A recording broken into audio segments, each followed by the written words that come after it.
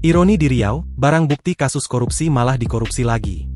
Kejaksaan Tinggi Riau menetapkan 2 orang tersangka dalam kasus dugaan korupsi penguasaan barang bukti kelapa sawit di Kabupaten Bengkalis, Riau.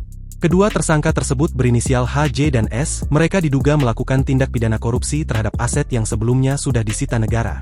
Kepala Kejati Riau, Sutikno, menjelaskan bahwa HJ merupakan mantan Sekretaris Dinas Koperasi dan UMKM Bengkalis periode 2015 hingga 2017, sementara S adalah Direktur PT Tengganau Mandiri Lestari.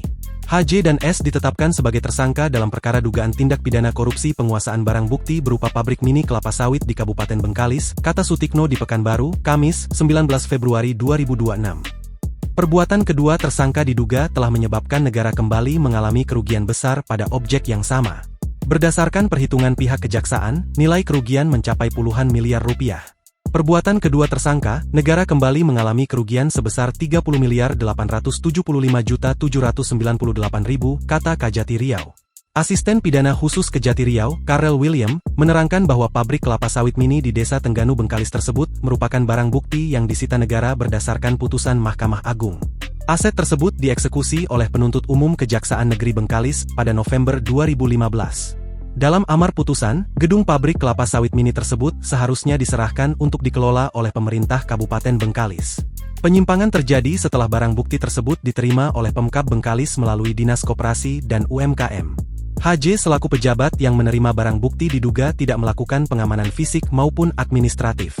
Selain tidak mencatatkan aset dalam inventaris barang, tersangka HJ justru membiarkan pabrik tersebut dikuasai oleh S. Pabrik itu dioperasikan oleh S hingga Agustus 2019, bahkan setelah itu disewakan kepada pihak lain tanpa izin hingga Maret 2024. Padahal, Pemkab Bengkalis telah mengirimkan surat kepada Direktur PT Tengganau Mandiri Lestari pada 11 Januari 2017 terkait status aset tersebut. Namun, S tetap menguasai dan mengambil keuntungan dari aset negara tersebut. Jadi benar, ini barang sitaan dari kasus tindak pidana korupsi yang harusnya dikelola oleh Pemkab Bengkalis, ternyata justru dikelola lagi oleh S dan menimbulkan kerugian negara, ujar Karel. Download Tribun X sekarang. Menghadirkan lokal menjadi Indonesia.